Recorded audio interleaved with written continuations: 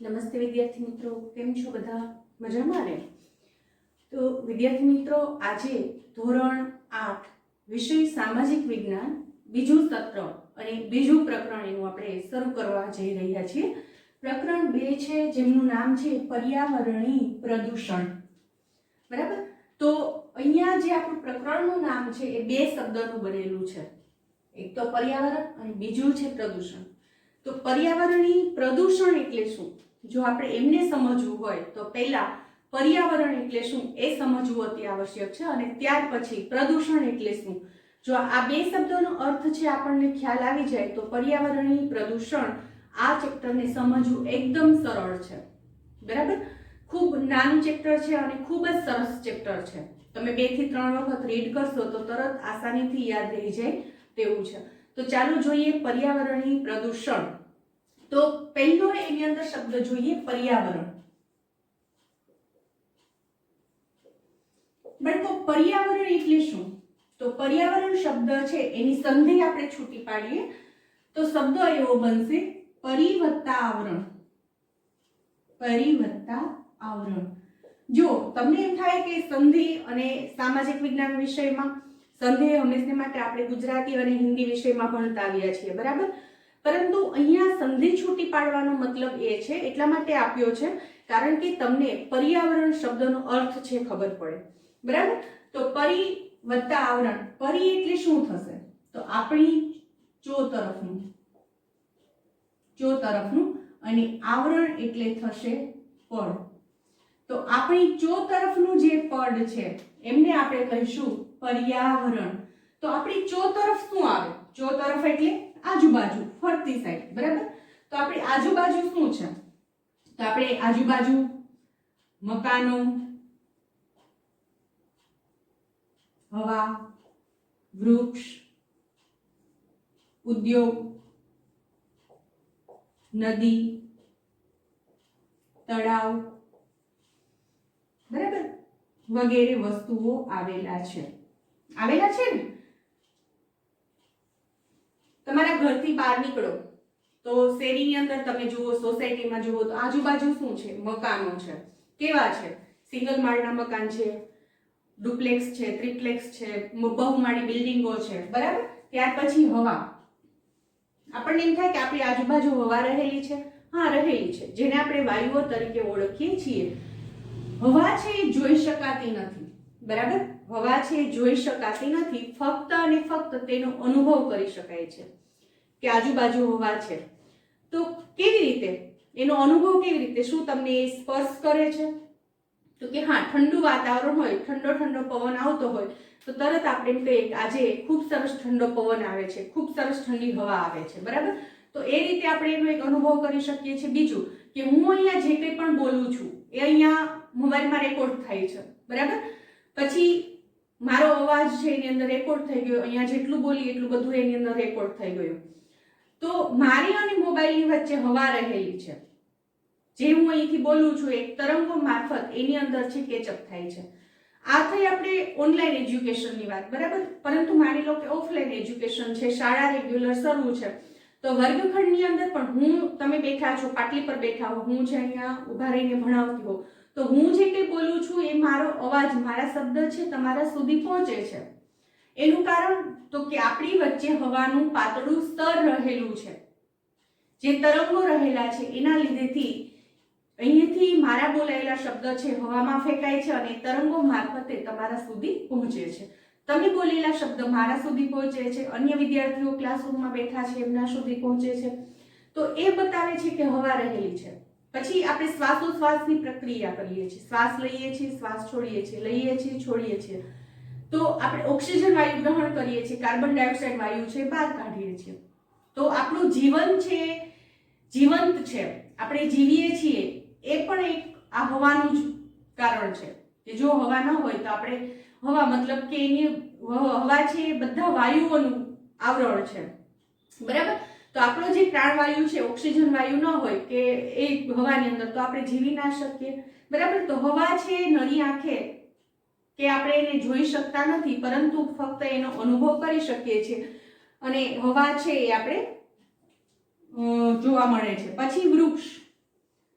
આજુબાજુમાં વૃક્ષો વાવેલા જોવા મળશે, પછી તમે ખેતરમાં જાઓ તો ત્યાં પણ વૃક્ષો હશે, જંગલો હશે, બરાબર.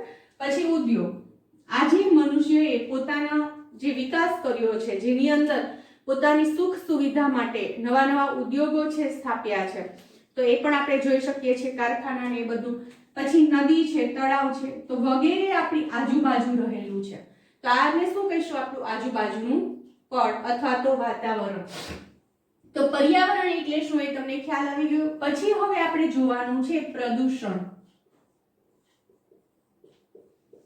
પ્રદૂષણ એટલે શું? બરાબર, તો એ પણ આપણને ખબર હોવી જરૂરી છે કે પ્રદૂષણ એટલે શું. તો પૃથ્વી પરની સજીવ સૃષ્ટિના વિકાસ અને અસ્તિત્વ માટે પર્યાવરણના જૈવિક અને અજૈવિક ઘટકો ખૂબ જ મહત્વના પરિબળો છે. શેના માટે? તો સૌપ્રથમ તો આપણે શું જોઈએ કે પૃથ્વી સપાટી એટલે આપણે જે આ જમીન પર રહીએ છીએ એ પૃથ્વી સપાટી છે. એટલે કે પૃથ્વી સપાટી પર અથવા તો પૃથ્વી પર એમ લખો તો પણ ચાલે, પૃથ્વી પર સજીવ સૃષ્ટિના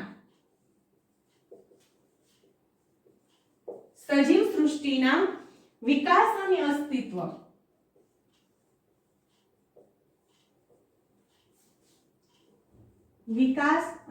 અસ્તિત્વ માટે જૈવિક અને અજૈવિક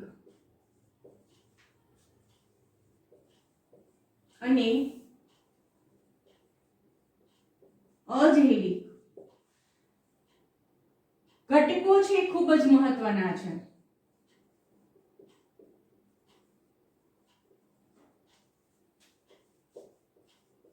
બરાબર, આપણે મનુષ્યને આપણો વિકાસ કરવો હોય, સજીવ સૃષ્ટિને વિકાસ કરવો હોય તો પૃથ્વી સપાટી પર, પૃથ્વી પર આ જે જૈવિક અને અજૈવિક ઘટકો રહેલા છે એ ખૂબ જ અગત્યના છે.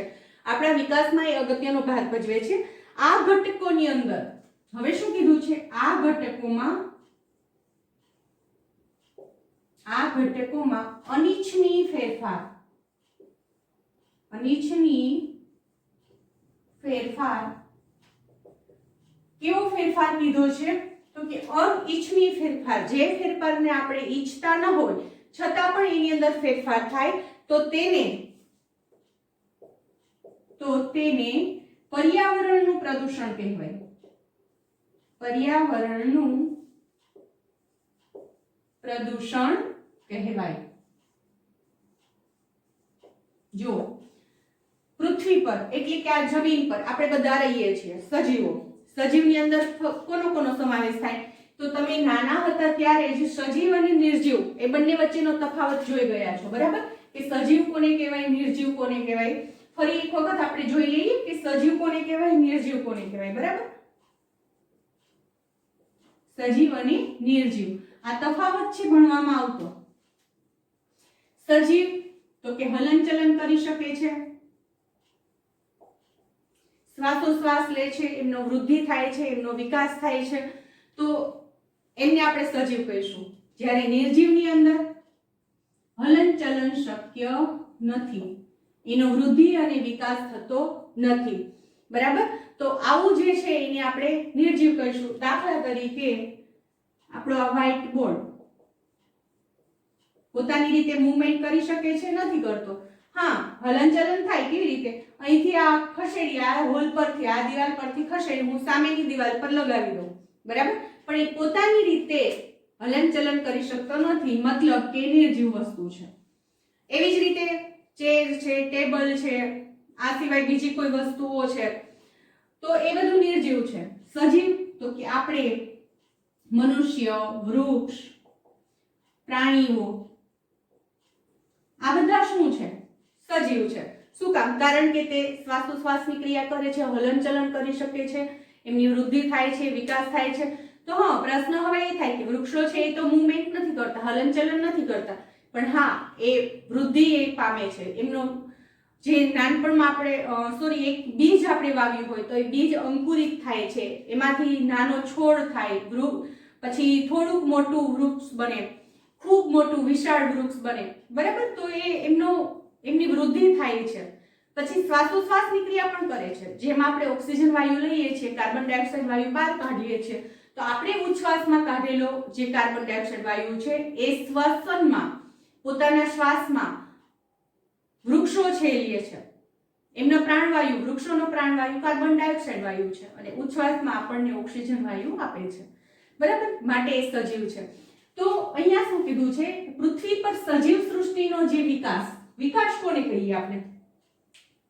તો એના માટે આપણે તમે પ્રથમ સત્રની અંદર 6થા ધોરણમાં 7મા ધોરણમાં પણ શીખી ગયા હશો કે શરૂઆતમાં મનુષ્યનું જીવન કેવું હતું, પૃથ્વીની ઉત્પત્તિ કેવી રીતે થઈ, પછી એમાં છે આ સજીવ સૃષ્ટિ છે કેવી રીતે અસ્તિત્વમાં આવી, અને YouTube પર આપણે ઘણા બધા એને લગતા વિડીયો છે પણ જોતા હોઈએ છીએ. બરાબર, કે પૃથ્વી પર સજીવ સૃષ્ટિ કેવી રીતે આવી. એવું કહેવાય છે કે પેલા ડાયનોસોર જેવા વિશાળકાય પ્રાણીઓ હતા અને પછી એ પ્રાણીઓ નાશ પામ્યા ને એકાદું રહી ગયું ને એમાંથી ફરી પાછી સજીવ સૃષ્ટિનો વિકાસ થયો. આવું ઘણું બધું આપણે સાંભળીએ છીએ. પરંતુ આપણને ક્યાંથી ખબર છે? તો આપણને ત્યાંથી ખબર છે કે શરૂઆતમાં કહેવાય છે કે આપણા જે પૂર્વજો છે એ વાંદરાઓ, બરાબર, કે વાનર છે કાળક્રમે એની જે પૂંછ છે એ ઘસાતી ગઈ અને એ 4 પગમાંથી 2 પગે, એમાંથી પછી ચિમ્પાન્જી, ગોરિલા એવા વિકસિત વાનર જાતિ આવી અને એમાંથી ધીમે ધીમે આદિમાનવમાંથી માનવ છે એ અસ્તિત્વમાં આવ્યું. આદિમાનવ એટલે કે જે કાચું ફળ ફૂલ ખાતા, કાચું માંસ ખાતા, પછી ધીમે ધીમે અગ્નિની શોધ થઈ, ચક્રની શોધ થઈ, સ્થાયી જીવનની શરૂઆત કરી, પછી ખેતીની શોધ થઈ. બરાબર, તો એ શું છે? તો એ છે માનવીની વિકાસ યાત્રા. શું આપણે એને કહી શકીએ? માનવીની વિકાસ યાત્રા. બરાબર, જેમ મનુષ્યના શરીરમાં ફેરફાર થતો ગયો એમ એમનું મગજ છે એ પણ વિકસિત થતું ગયું અને નવી નવી શોધખોળ છે પોતે કરતો ગયો. બરાબર, તો અહીંયા આપણે વાત કરીએ છીએ સજીવ સૃષ્ટિના વિકાસ અને અસ્તિત્વ માટે. અસ્તિત્વ એટલે જીવનને ટકાવી રાખવા માટે જૈવિક અને અજૈવિક ઘટકો ખૂબ જ મહત્વના છે. જૈવિક ઘટક પણ એટલા જરૂરી છે અને અજૈવિક ઘટક પણ એટલા જ મહત્વના છે. જો આ ઘટકોમાં અનિચ્છનીય ફેરફાર થાય તો તેને પર્યાવરણનું પ્રદૂષણ કહેવાય. જે ફેરફાર આપણે ન ઈચ્છતા હોય છતાં એની અંદર ફેરફાર થાય તો એમને આપણે પર્યાવરણનું પ્રદૂષણ કહીએ. જેમ કે દાખલા તરીકે ઓઝોન વાયુના પડમાં ગાબડું પડવું અથવા તો છિદ્ર થવા. ઓઝોન વાયુનું જે પડ છે એમાં છિદ્ર પડવું, તો આ આપણે ફેરફાર નહોતા ઈચ્છતા છતાં પણ એમાં છિદ્ર પડ્યું, તો આને શું કહીશું આપણે? પર્યાવરણીય પ્રદૂષણ. બરાબર, પછી વરસાદ. તો આપણે એમ કહીએ કે 4 મહિના ચોમાસાની ઋતુ, 4 મહિના શિયાળાની ઋતુ, 4 મહિના ઉનાળાની ઋતુ. તો ચોમાસાની શરૂઆત 15 જૂનથી થઈ જતી. બરાબર, તો એની જગ્યાએ અત્યારે ઘણી વખત જુલાઈ મહિનામાં છે કે ચોમાસાની શરૂઆત થાય છે, વરસાદની શરૂઆત થાય. પછી વરસાદ છે લગભગ જૂન, જુલાઈ, ઓગસ્ટ ને સપ્ટેમ્બર 4 મહિના છે વરસાદ આવતો હોય. બરાબર, પછી વરસાદની ઋતુ પૂરી થતી હોય, શિયાળાની ઋતુ શરૂ થતી હોય. પરંતુ અત્યારે તો આપણને ઓક્ટોબર પૂરો થાય ત્યાં સુધી વરસાદ જોવા મળે છે. ઘણી વખત નવેમ્બર મહિનાની શરૂઆતમાં પણ વરસાદી માહોલ હોય છે. તો આ જે ફેરફાર છે અનિચ્છનીય ફેરફાર છે, તો એને આપણે પ્રદૂષણ કહી શકીએ. શું કામ આવું થાય છે કે વરસાદની વધઘટ થાય, સમયસર ચોમાસું નથી શરૂ થતું, લેટ પૂરું થાય છે? એની પાછળનું કારણ તો એ આખી એક કડી હોય છે. શું હોય છે? એક કડી, આખું એક ચક્ર ચાલતું હોય છે. બરાબર, એ ચક્રની અંદર વિક્ષોભ ઊભો થાય, પરિણામે આ ઋતુગત ફેરફારો છે જોવા મળે છે. બરાબર, તો કે વરસાદ લાવવા માટે ઉપયોગી શું છે? વૃક્ષો.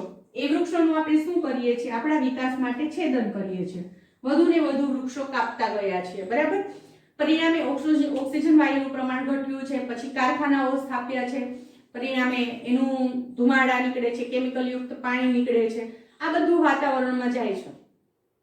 પરિણામે આખું જે ચક્ર છે, ચક્રની અંદર વિક્ષોભ ઉત્પન્ન થયો છે અને એના લીધેથી ઋતુ છે અનિયમિત થઈ છે. બરાબર, તો આ શું કહેવાય? અનિચ્છનીય ફેરફાર કહેવાય કે આપણે ઈચ્છતા નથી કે ચોમાસું મોડું શરૂ થાય, ઓછો વરસાદ થાય, દુષ્કાળ થાય. એવું ઈચ્છીએ ન ઈચ્છીએ છતાં પણ એ થાય છે, તો એને આપણે કહીશું પર્યાવરણીય પ્રદૂષણ. તો વિદ્યાર્થી મિત્રો, તમને ખ્યાલ આવી ગયો કે પર્યાવરણીય પ્રદૂષણ એટલે શું? બરાબર, હવે પ્રદૂષણ એટલે શુદ્ધ હવા, પાણી, ખાદ્ય સામગ્રી, આ બધું છે આપણને શુદ્ધ ના મળવું. બરાબર, અશુદ્ધ હોય કે ખાદ્ય સામગ્રી છે તો આપણને શુદ્ધ નથી મળતી, કેમિકલ યુક્ત જ મળે છે. પાણી છે એ શુદ્ધ મળે છે, નથી મળતું. હવા છે એ શુદ્ધ મળે છે, નથી મળતી. શાંત વાતાવરણ આપણને મળવું જોઈએ, એ મળે છે, નથી મળતું. તો આ બધાને આપણે શું કહીશું? આ બધાને આપણે કહીશું પર્યાવરણીય પ્રદૂષણ. બરાબર? તો આ જે પ્રદૂષણની સમસ્યા છે ફક્ત ને ફક્ત આપણા એકલાની સમસ્યા નથી, પરંતુ આખી વૈશ્વિક સમસ્યા છે. એવું નથી કે ઓનલી ઓન ફક્ત ભારતમાં જ આ સમસ્યા જોવા મળે છે. આખા વિશ્વની અંદર આ પર્યાવરણની સમતુલા છે આખી ખોરવાય છે. તો એના માટે મનુષ્ય શું કરી શકે? બરાબર? વિકાસ છે આપણે માનવીનો અધિકાર છે. જે આ વિકાસ શબ્દ આવે છે તો એ આપણા માનવીનો અધિકાર છે, પણ એ વિકાસ કેવો હોવો જોઈએ? સંતુલિત. જ્યાં જેટલો જરૂરી હોય એટલો જ વિકાસ કરો, જેટલી કુદરતી સંપત્તિના ઉપયોગની જરૂરિયાત હોય એટલી જ કરો. પણ જરૂરિયાત કરતા જ્યારે તમે વધારે એનો ઉપયોગ કરો છો ત્યારે એનો એક દુરુપયોગ થઈ જાય છે. બરાબર?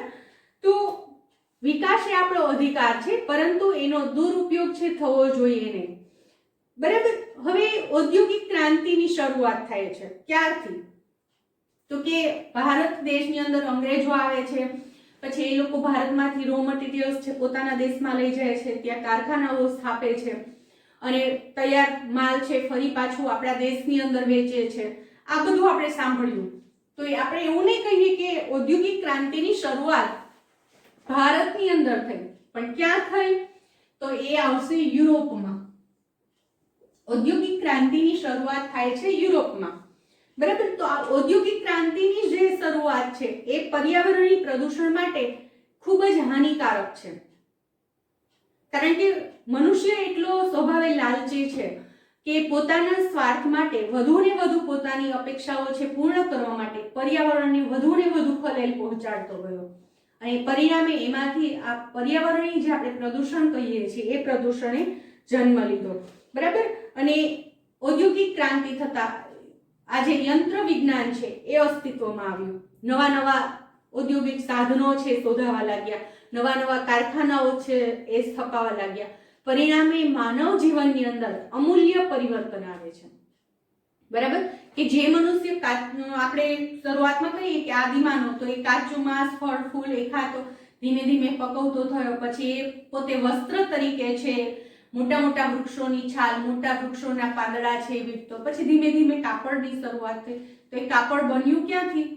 તો પહેલા તો હાથ વણાટથી કાપડ બનતું, પણ લોકોની જરૂરિયાત, લોકોની માંગ વધી, પરિણામે કાપડ છે મિલ, કારખાનામાં બનવા લાગ્યું. તો કારખાનાની અંદર એ કાપડ ને બધું બનવા માટે પાણીની જરૂર પડતી હોય, બીજી કોઈ વસ્તુની જરૂર પડતી હોય, કેમિકલ્સ કોઈ હોય એમની જરૂર પડતી હોય. એ યંત્ર ચાલે એટલે ઘોંઘાટ થતો હોય, અવાજ થતો હોય, તો એ બધાએ પર્યાવરણની જે સમતુલા છે ધીમે ધીમે ધીમે ધીમે ખોરવી નાખી. બરાબર? હવે આપણે જોઈએ ઉત્પાદનનું, એના લીધેથી ઉત્પાદનનું છે સરળીકરણ થયું, એટલે કે ઉત્પાદન ઝડપથી થવા લાગ્યું અને એનું સરળ થયું એ ઉત્પાદન કરવું. એ વીજળી, રેલવે, ટેલિફોન, વાહનો, ઉદ્યોગો, ઇલેક્ટ્રોનિક્સ માધ્યમો બધાનો વિકાસ છે ધીમે ધીમે થવા લાગ્યો અને કુદરતી સ્ત્રોતનો અમર્યાદિત ઉપયોગ થવા લાગ્યો. બરાબર? જ્યાં સુધી મર્યાદામાં એમનો ઉપયોગ થયો ત્યાં સુધી વાંધો ના આવ્યો, પણ એનો અમર્યાદિત ઉપયોગ છે શરૂ થયો અને એના પરિણામે પ્રદૂષણે જન્મ લીધો. હવે આપણે જે આ વિકાસ છે અને પ્રદૂષણ છે એ બંનેને પેરેલલ છે સમજતા જવાના છે. પેરેલલ મતલબ કે બેઉને એકબીજાની સાથે મૂલવતા જવાના છે અને એ જોતું જવાનું છે. અને આપણે આ પ્રદૂષણને ઘટાડવા માટે શું પ્રયત્ન કરી શકીએ એ આપણે જોવાનું છે. આજે ભૂમિ, પાણી, હવા, ધ્વનિ અને અવકાશી જે પ્રદૂષણ છે એ ખૂબ વધ્યા છે. બરાબર? તો આ જે ભૂમિ પ્રદૂષણ છે, ધ્વનિ પ્રદૂષણ છે, હવાનું પ્રદૂષણ છે, જળ પ્રદૂષણ, પાણીનું પ્રદૂષણ છે, એ બધાને ઘટાડવા માટે શું કરવું જોઈએ? બરાબર? તો એ ઘટાડવા માટે આપણે મનુષ્યોએ પોતે જ આગળ આવવું પડશે અને આપણા પ્રયત્નથી જ આપણે આ બધા પ્રદૂષણને છે આપણે ઘટાડી શકશું. તો ચાલો આપણે જોઈએ પહેલા પાણીનું પ્રદૂષણ.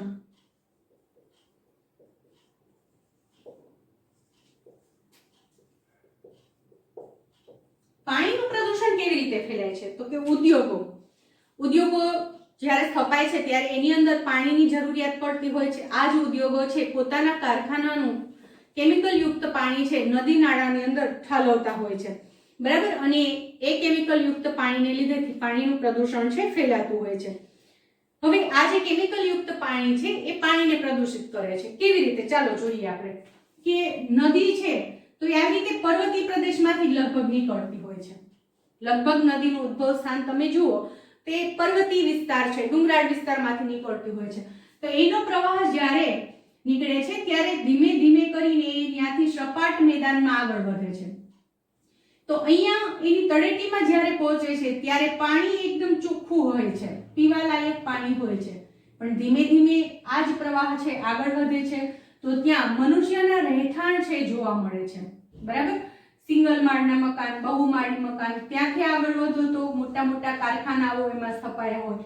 આ કારખાનાઓ પોતાના કારખાનાનું કેમિકલ યુક્ત પાણી છે આમાં છોડતા હોય. તો અહીંયા છે આ પાણીના પ્રવાહની અંદર આપણને જળચર જીવ જોવા મળશે. માછલા છે, મગર છે, જળ સાપ છે, આ બધા જળચર જીવ કહેવાય છે કે જોવા મળશે. પછી ધીમે ધીમે અહીંયા એમનું જળચર જીવનું પ્રમાણ છે ઘટવા માંડે છે. શું કામ? કારણ કે આ કેમિકલ યુક્ત પાણીને લીધેથી આ જીવ છે પાણીમાં નાશ થવા માંડ્યા છે. એટલે જળચર જીવ છે એ પણ વિનાશ પામે છે અને પાણીની અંદર મૃત માછલા પણ જોવા મળે છે ને એક સમયે એની અંદર જળચર જીવ નહિવત હોય છે, બરાબર. અને આ જ કેમિકલ યુક્ત પાણી આગળ જતા આ જ નદીનો પ્રવાહ છે દરિયાને મળે છે, બરાબર. તો ઉદ્યોગોએ છે એમના કારખાનાનું આ જે પાણી છે એ કાં તો ખુલ્લી જગ્યા પર છોડી દે છે તો ત્યાંની એ જમીન છે એ પણ બંજર થઈ જાય છે. કદાચ મેં તમારા જ ક્લાસની અંદર 8મા ધોરણમાં જ પ્રથમ સત્રની અંદર ખાંડના કારખાનાનું એક એક્ઝામ્પલ આપેલું હતું, કદાચ તમને યાદ હશે, બરાબર. કે એ લોકો જે કેમિકલ યુક્ત પાણી છે, ખાંડ બનાવવા માટે કેમિકલનો ઉપયોગ થાય છે એમાં સફેદી લાવવા માટે, તો એ જે કેમિકલ યુક્ત પાણી છે એ લોકો એક નજીકનું જે ખેતર હતું એની અંદર છોડી દે છે રાતના. તો એ જે ખેડૂત છે એને એની અંદર વાવેતર કર્યું ને તેમાં કઈ ઉગ્યું જ નહીં, ઉત્પાદન જ ના થયું. પછી આ જે કારખાના ખાંડનું જે કારખાનું છે એનો જે મેનેજર કે એની જ કોઈ વ્યક્તિ છે એને ખબર હતી કે અહીંયા પાણી છોડ્યું છે તો એમણે સાચી હકીકત જણાવી કે અમારી ફેક્ટરીમાંથી આ પાણી છે અહીંયા છોડવામાં આવ્યું છે. અને પછી એ ખેડૂતે ફેક્ટરીના માલિક પર દાવો કરે છે અને એને વળતર ને બધું મળે છે, પણ ટૂંકમાં એ જે જમીન છે આખી બંજર થઈ ગઈ, ત્યાં ઉત્પાદન થતું બંધ થઈ ગયું. તો કેમિકલ છે એ જમીનને પણ નુકસાન કરે છે. જળચર પાણી નદીમાં છોડે તો જળચર જીવને પણ નુકસાન કરે છે. આ ઉપરાંત આજે શહેરીકરણ ખૂબ મોટા પાયે થયું છે. તો શહેરીકરણ થવા પાછળનું કારણ પણ ઔદ્યોગિકરણ જ છે. ઉદ્યોગો શહેરની અંદર સ્થપાતા ગામડામાંથી મોટાભાગના લોકો છે સ્થળાંતર કરી અને શહેરની અંદર રહેવા માટે જતા રહ્યા. પરિણામે એ ત્યાં પણ ગંદા અને ગીચ વસવાટ છે શરૂ થયા. તો એ લોકો પણ પાણી વાપરતા હોય તો ત્યાં પણ પાણીનો પુષ્કળ ઉપયોગ થવા માંડ્યો અને એમનું ગંદુ પાણી ગટરમાં થયું અને એ ગટરનું પાણી છે ખુલ્લી જગ્યાએ છોડી દેવામાં આવ્યું. એટલે પાણીનું પ્રદૂષણ અને જમીનનું પ્રદૂષણ પણ થયું, બરાબર. આ ઉપરાંત ઉદ્યોગોનો ધુમાડો, એમની ગંધ, આ બધું છે ધીમે ધીમે અવકાશમાં ભળતા જે વરસાદ થાય છે વરસાદ પણ કેમિકલ યુક્ત થવા માંડે છે. ઘણી વખત આપણે એસિડ વર્ષાનું નામ છે સાંભળ્યું હશે કે એસિડ વરસાદ થયો, તો એના લીધેથી પાક છે નાશ પામે છે અથવા તો ઉત્પાદન જ થતું નથી. ઉદ્યોગ અને કારખાનાની અંદર જે વપરાયેલું પાણી છે, ગંદુ પાણી છે, નદી નાળા અને જમીન પર જે છોડી મૂકવામાં આવે છે એ ખરેખર બંધ કરવું જોઈએ, બરાબર. કારણ કે એ જે કેમિકલ યુક્ત પાણી છે આજુબાજુની જે જમીન છે એને પણ બંજર બનાવે છે. ધીમે ધીમે આ જે પાણી છે એ જમીનની અંદર ઉતરે છે એટલે જે આપણે ભૂમિગત જળ કહીએ છીએ, ભૂગર્ભ જળ કહીએ છીએ, એને પણ એ પ્રદૂષિત કરે છે. એનો જે કેમિકલ છે આપણને એ ભૂગર્ભ જળની અંદર પણ જોવા મળે છે. દાખલા તરીકે અત્યારે જેતપુરનો જે ડાઇંગ ઉદ્યોગ છે એની અંદર જે કેમિકલ યુક્ત પાણી છે એ લોકો નદી નાળામાં ઠાલવી દે છે. ભાદર નદી તમે જેતપુરમાંથી પસાર થાવ તો જોઈ હશે કે આખું લાલ પાણી છે નદીની અંદર, એ કેમિકલ યુક્ત પાણી છે.